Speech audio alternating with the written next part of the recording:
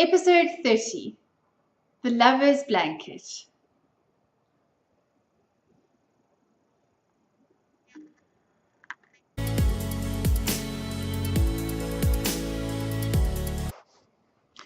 Hello and welcome to the Pink Hair Girl podcast. My name is Sally Jane, otherwise known as Pink Hair Girl, and it's really great to be here with you again today. We're back to our more sort of normal recording routine on a Sunday, although it is Sunday afternoon rather than Sunday morning, which is when I normally record. It is Sunday, I can't remember, Sunday the 8th, it should be the 8th of March, because we had Titus' party yesterday. I think that was the 7th, so I think we work out to be Sunday the what did I just say? 8th Sunday the 8th of March, yes. So that's what it is today. We had Titus' little party for his play group, I think you would call it, friends, yesterday, and it was fortunately a nice day, good weather, so the kids were able to play outside in the blow-up pool and run around and be 4 years old, which was great. And Emma made him a space rocket cake, and it all went very well. I managed to find, he was very clear. He wanted a snake or some kind of a worm cake for his little party when we were at Granny's house, and we had a few friends around to swim. And then he wanted Ninja Turtle cupcakes to take to school when he was just having his sort of celebration on one of the mornings at his playgroup, and the teacher makes a bit of a fuss and they sing and all the rest. And then he wanted a space rocket cake for his birthday at home. So yeah, Emma did that, and shame I left him to do. I baked the cake on Friday. No, I baked the cake on Thursday night when I did the cupcakes for school, and then on Friday Titus had a play date, and I organised other things around the house, etc., etc. And on Friday night, Rachel and I went to a concert. Actually, it was part of her Kaylee campaign that she's doing her hats for. The Kaylee campaign is all about mobility and access and inclusion for disabled children and those with a disability or a wheelchair or stuff like that. So the first part was the lady that runs the Kaylee campaign is named after a girl called Kaylee Mycroft, who has cerebral palsy, and her mom Zelda started this organization to try to promote inclusion for children in wheelchairs. And so they do all sorts of things, both helping to raise funds for wheelchairs and introducing access to places and inclusion of children in all sorts of things. And so it was a abilities concert, or no, they didn't call it a concert. I can't remember. Anyway, and so the play, we first saw a play, and the play was based on the relationship between Kaylee and her sister, and the dynamic, of being the child in the family without a disability, and how that influenced things, and how sometimes both would see life as being a bit unfair towards them, and then the relationship and how they sort of all work it out in the end. That was very good. Rachel really enjoyed that. And then afterwards there was an interval, and then there was a guitarist, a solo guitarist, and then wheelchair ballroom dancing, which was very interesting to watch. Quite amazing what you can do. I mean, you can't imagine what wheelchair ballroom dancing looks like until you've seen it. So that was really quite fascinating, and beautifully done, beautifully choreographed, and all the rest. So that's what Rachel and I did on Friday night. So Emma was left to ice and sort out Titus's birthday cake. Yeah, so that's what he did. Well, Emma actually normally makes. I make the cake part, and he always does the fondant and the decorating because he's just better at it than I am. Anyway, it's very windy in Cape Town here today, so I'm hoping that you're not hearing the letterbox squeaking and all the wind outside. But anyway, we'll get on, and I hope that you won't be too distracted by everything that's happening around us. Sure, yeah, let's move on to there aren't any finished objects, so I'm going to just skip that section this time. Yeah, I did have one, but I can't talk about it because it went into my swap parcel. I did take photos, so I will have to show you once the swap parcels are all opened on the 20th of March, which is the eclipse. The parcel all themed around space. So once we've opened the boxes for the eclipse, then I will tell you what it was that I made to go in my swap parcel. I made two things actually. So there are two finished objects and I can't show you them. So that was that. What else? I'm going to move on to works in progress then.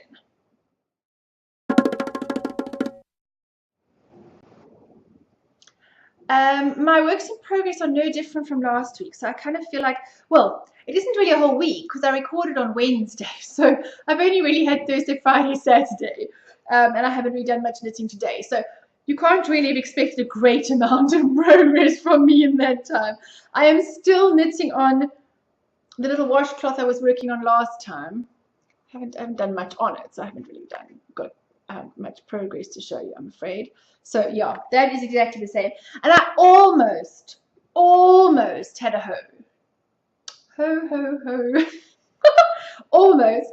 But when I tried it on, the toe is actually, it could be, I did, a decrease every alternate round. And towards the end here, I could actually take off about 1/2 inch for a bit of a snugger fit. So I'm just going to go back. And then for the last few rounds, I'm just going to go decrease every round because that one's a little bit, the toe's a bit long. Yeah, so this is the St. Patrick's Day yarn with the gold sparkle from Electric Carnation in the greens for St. Patrick's Day. I did the I've Partridge heel. And I did increase before the heel to 72 stitches, then did the Eye of Partridge heel over 72 stitches. And I must say that the heel flap and the wedge decrease really does fit my heel a whole lot better, which is unfortunate because I really like knitting toe up. So I'm going to have to try the toe up. And I mean, actually, even with this wedge, I don't think it looks too bad with the self strap. I didn't manipulate the straps at all. I don't think the front looks bad with the stripes, even though obviously these rounds here, when you've picked up, you're knitting a lot longer, so the stripes are a little bit thinner. I don't think it's actually influenced it all that much. Anyway, so I did that heel. And I really this month want to get that sock architecture book because I want to do some more heels, try out some more heels and see what could be good for my high instep. The little stitch marker is just where I did the increases, right? Before I can just count the rows to where I did the increases before I put in the heel. And as I said, I just need to go back a couple of rounds there and make the toe a bit shorter, make the toe a little bit because the sock is a bit long, which is the one benefit of toe cuff down, is if the sock does feel a little bit big, you've only got to rip out a few rows of the toe to fix it, and toes aren't really as complicated as heels, but you do have to do Kitchener stitch at the top. Well, Kitchener stitch doesn't bother me that much. So I'm really knit off, purl on, purl off, knit on, and just say it over and over over again. So yes, that's my almost hoe in the Electric Carnation yarn, which I'm really enjoying. I really like these stripes. I think it's come out well. Enjoyed the heel, like a pretty Eye of Partridge heel. That sort of alternative alternate row slip stitch thing. I think it looks quite nice. So yes, that is my hoe. And sadly for somebody that really enjoys toe up, this really is kind of one of the best fits for being the cuff down, which is a little bit annoying. I want it to fit better. I'm going to really have to work on the toe up heel gusset and thingamabob. What might be nicer about that one is that I don't think you pick up stitches. You increase all the way first and then you do, I think it's a short rose for the heel flap part. Anyway, I'm going to give it a try the next ones I knit and see how that goes. That's my socks. Both the children have been working on their socks. They've been making good progress. Oh, and I was really delighted to see Kay from the Bakery Bears said that their knit along actually continues. It's not just for March, it's for March and April. So I'm really sure that with a bit of encouragement and help that the children can get their socks finished in time. They're both doing well. And I need to remember that children have much shorter feet. So I'm undecided as to whether just to let them do tube socks or whether to put a heel in for them. I think I'm going to try them on and just see. Caleb, every now and again, I have to decrease a few stitches because he somehow merrily, as he's going along, we land up having a couple of extra stitches here and there. So I think sometimes he picks up the bar below, or sometimes he, excuse me, wraps the yarn twice, or does an inadvertent yarn over or something. Anyway, I just need to help him keep his stitch count correct. So that is all. Not very exciting knitting, sorry people. I am working on getting some yarn. I suddenly thought from the place that I had got that was closing down, that had the more inexpensive yarn that I was going to use for the log cabin blanket, that I should see if they had any more in a sweater quantity, because I want to make the Moyen Age. And it would be perfect if I could get the yarn. So I think she said she might have a corally sort of color. So I'm going to see if I can maybe get that. And then, yeah, I really want to make a garment at the moment. I know I've got the Sylvie coat that I need to be doing, and I want to cast on a sock head hat. Yeah, I've got a lot of knitting I want to do. Anyway, it just feels like this week not that much of it's happened. Anyway, moving on, I've got a few other exciting or interesting things to tell you. The one, while we're talking about it, now, we have not forgotten that Sally challenged us, the geek, Emma, to talk about boerewors and to demonstrate braaiing boerewors. Now, what we saw in the shop recently was actually a sausage maker. It shreds up the... minces up the stuff, and then you can buy casings and you can actually make your own sausages. Now, why we thought that this was a good idea, and then we might actually do a demonstration on making sausages, was that almost all boerewors here, well, actually everything I've ever seen, I haven't found anything without, contains gluten. It's got wheat or gluten in it. Now, Rachel is gluten intolerant, and so that makes buying boerewors for her very difficult.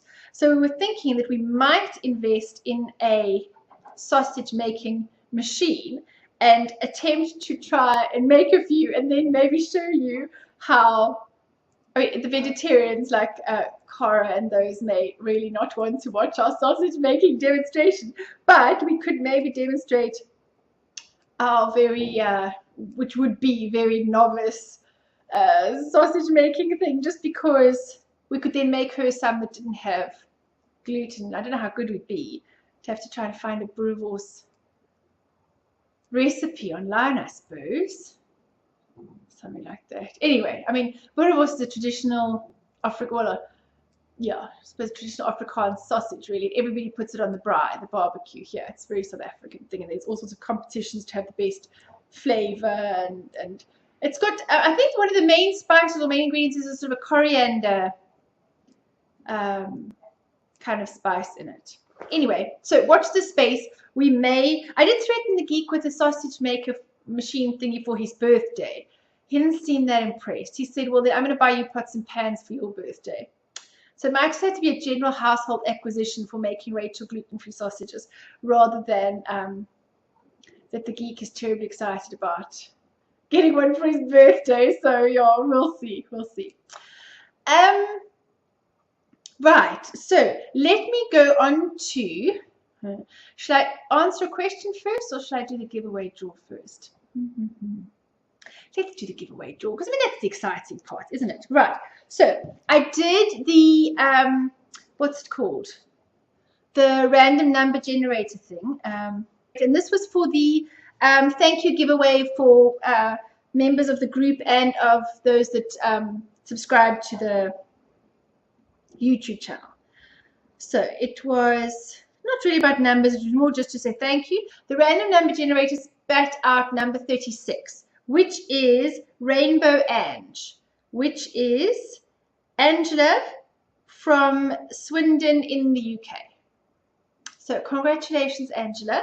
And let me just go back. Oh, and her favorite color is orange. How cool is that? Let me just go back here quickly and said I've only recently discovered the wonderful world of podcasts, and yours is one of the first that I've ever watched, and one that I really always look forward to. You're always so bubbly and enthusiastic. As soon as I finished watching your episode, I'm looking forward to the next. I love seeing all of the lovely projects that you're working on and getting a little glimpse into what life is like in your part of the world.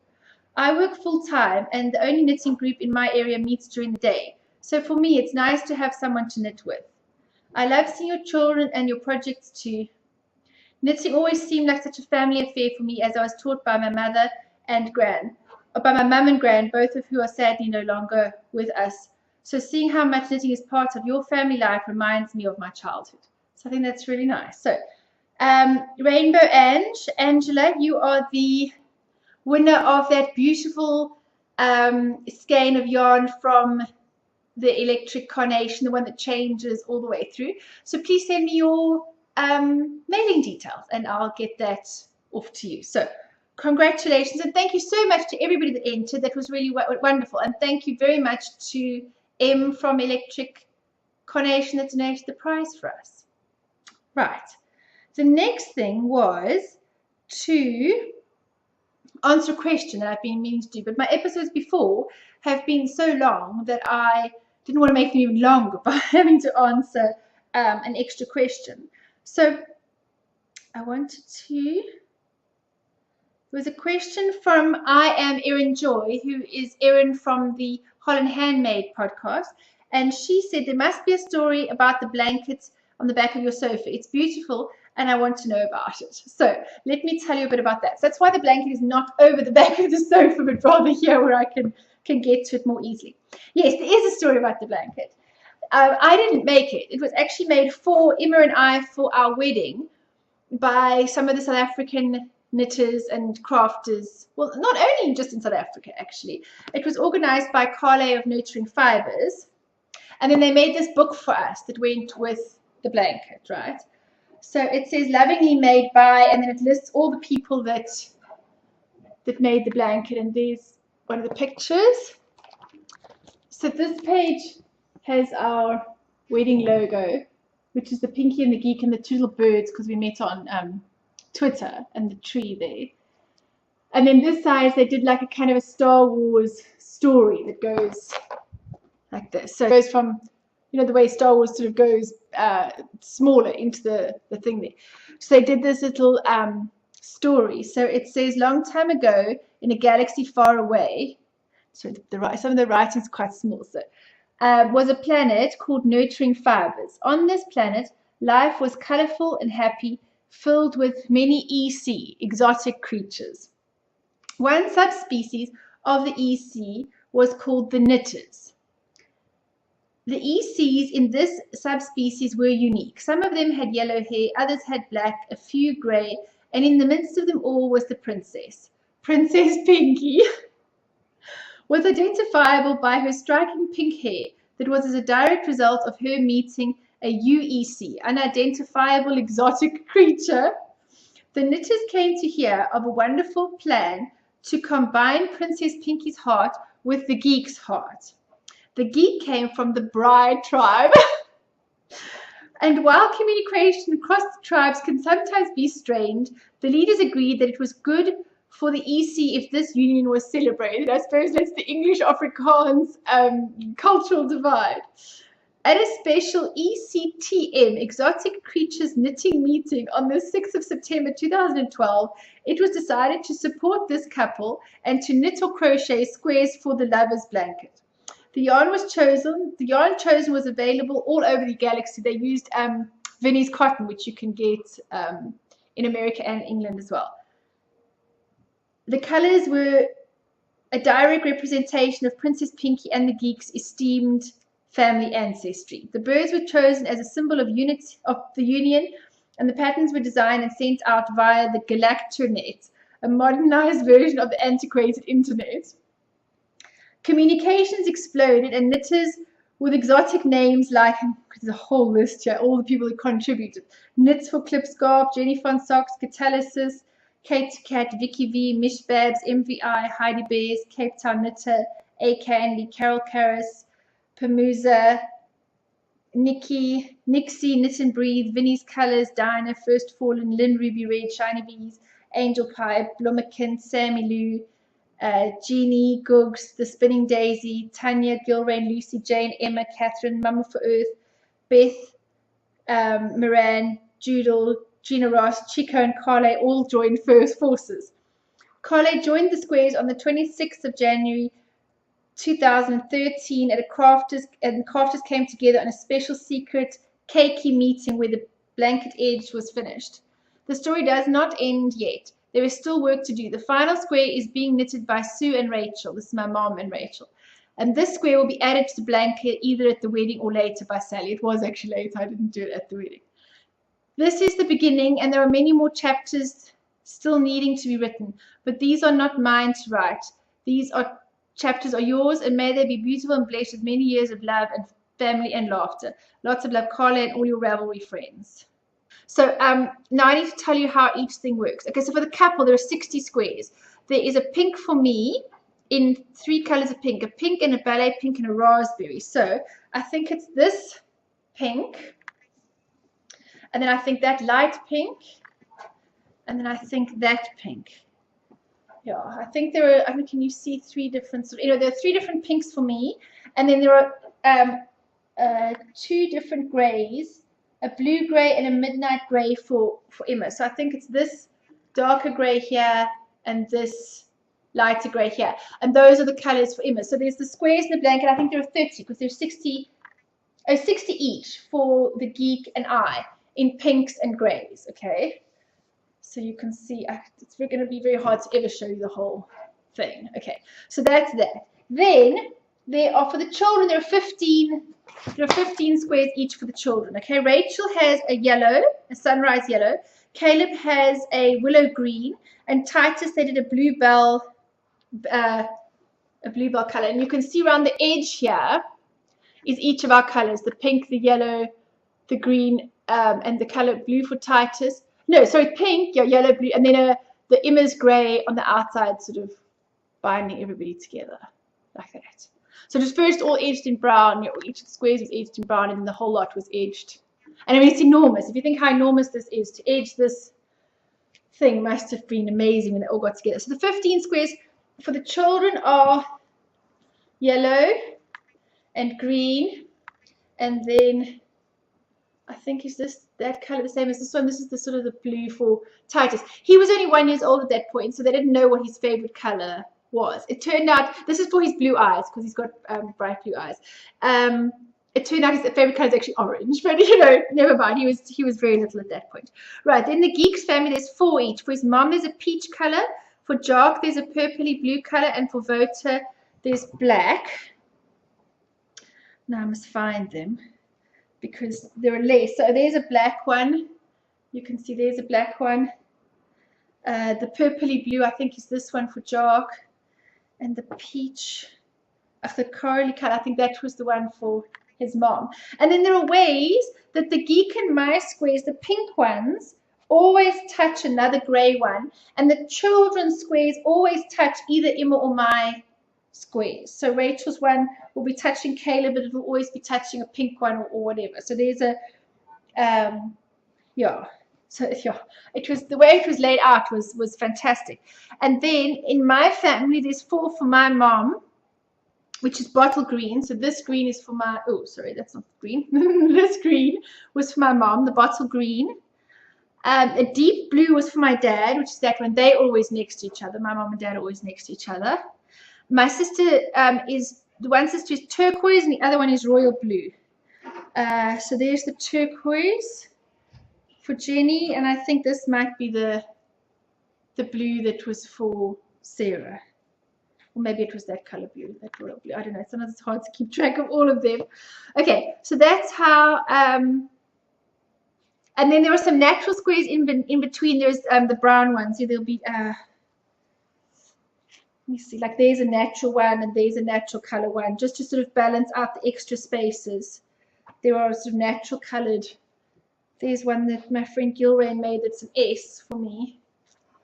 I don't know if you can see that. There's an S over there that I know Gilrain made. There was a there's one on here for those of you that watch that are make the Heidi Bears crocheted animals. That's the one Heidi made with the little house there in Rachel's yellow color. I don't know all of them, you know, which person made each and every one. It's quite hard. And so the four corners are special. MVI and Kaylee decided to jointly make the corner squares in honor of my sister-in-law Natasha, and her squares are red. So her favorite color was red and white, and her favorite color was red, but the red and white symbolized a jersey that the geek had, this stripy jersey that she used to tease him about, and anyway, so the hearts on it symbolize the love that anchors a family. And so there are these squares here. Because the geek sister died shortly after Titus was born, so she never got to see us get married. So these were the ones for Natasha. Her favorite color was red. And so they're on the corner. In double knitting, Kaylee and MVI did the squares on the four corners that represent Natasha as part of the sort of anchor, you know, the memories of that anchor a family, the memories that are part of everything. And saying thank you for the blanket and mentioning what everything was about at the wedding was a bit of a tearjerker, I must admit. Yeah, so that's the blanket. That's the story behind the blanket. Every person in mine and Emma's family is represented in the blanket in some way.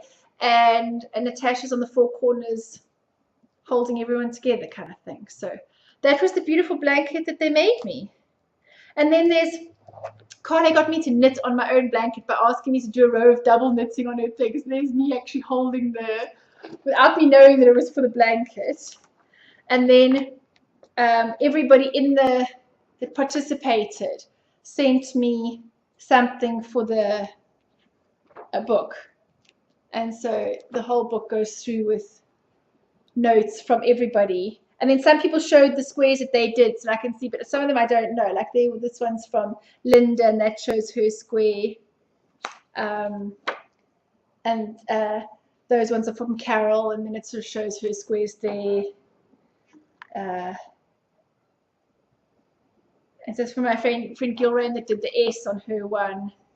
So yeah, you know, the whole, you know, everybody's represented and everybody's stories. Okay, and they included recipes in the book as well, and like limericks, and all sorts of things. Somebody did, there's a little owl on my Owl and the Pussycat hat that that was tested for me by Kat, and so she did the little owl on one of the squares for the blanket. I wonder if I could find the owl. You must realize how hard it is to find some of the things. Oh, that's not so hard. There's the owl there. Little owl over there. And so she did the little owl. And other people did squares like in the dragon stitch from my Dragon's Hope shawl. Yeah. So there was like so many. I mean, look at that. It was written out there in beautiful calligraphy and painting and everything. So many different things that people have sort of done in circles and spirals and, you know, all sorts. So this is my amazing book that went with my beautiful blanket, and that's the story of the blanket that lives on the couch behind me in my sitting room. It was going to be on the bedroom, but because South Africa is so hot, to have a cotton blanket over the bed, it's very hot, even in the in the summer. So then we're packed away for half the time. So I thought to put it over the couch, and at night if I am cold or whatever, I climb underneath the blanket, but then it's out on display and everybody comments on it when they come into my house. Oh, that's beautiful. Did you make that? And then I can tell them the story and all the rest. So that, Erin, and anyone who is interested in knowing, is the story of the blanket.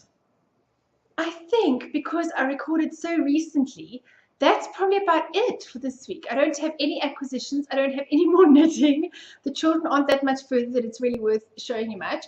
I've told you the story of this. I think that's it for this time. I think Rachel is trying desperately to sneak in from the kitchen because she went out to take Pippin to the toilet. Do you want to come and say hello quickly and show Pippi? And then I'm going to include at the end of the video, Amelia asked me if I would show her a little clip of the ocean, the sea, where we live. So I did. I filmed a little clip of us on the beach and at the sea and running on the sand dunes and the dogs, all the rest. So I'll include it at the end of the video. And that's a little bit about the beach closest to us, not the main Melkbos beach, the beach sort of directly closest to us. Another time I'll have to take some video at the there's a beach with more rocks and rock pools and sort of a nature conservation beach. So we'll go down there. We can't take the dogs. No, we can't take the dogs to that one. So I just did a video when we took the dogs down to our local beach here. Hey, Pippi. Pippi. Where's the doggy? Hello, my doggy. Hello. Yeah, so I'll have to show you that another time. And that's it for this time. So short and sweet. And see you all next week when I promise to have done loads more knitting. Bye. Amelia, this is for you. This is our local beach. Well, sort of one of the ones closest to us. There are the children running on the sand dunes. I hope that the wind is not going to cause too much problems on the sound. Anyway, so there's the sea over there. I'll try and get a bit closer. And as you can see, we've got some sand dunes here, and the children are playing. Further down along the sort of Melkbos coast, there is a sort of rock pools and more sort of stuff for the children to go and explore the rocks and climb on stuff and look for things in rock pools and all the rest. But this bit of the beach is pretty flat. So that's what we have here. And today, in contrast to yesterday where we had 42 degrees, apparently it went up to 45 or 46 in some places, which I believe is about 112. Today is only 22, which must be sort of in the lower 80s. I'm not very good at the Fahrenheit conversion, sorry. So this is our bit of local beach and the dogs, and hopefully it's not too windy. Oh, there's some seagulls down there as well. Not sure how much is showing up on the camera. It's a bit of a glare on the screen, so it's hard to know what it's showing you and how much you can see. It's a very sort of foggy and overcast day today. I might have to do this on another day when it's clear, because sometimes you can see out as far as Robben Island and Table Mountain, but it's all hidden in cloud today. So well, I hope you've enjoyed this little clip of our beach. Here's another little clip for you a bit closer down to the water. There's Rachel and Pippin and Moby coming behind. This is us close to the sea. I really am not sure how the sound's going to come out and if you're just going to have a lot of wind and noise.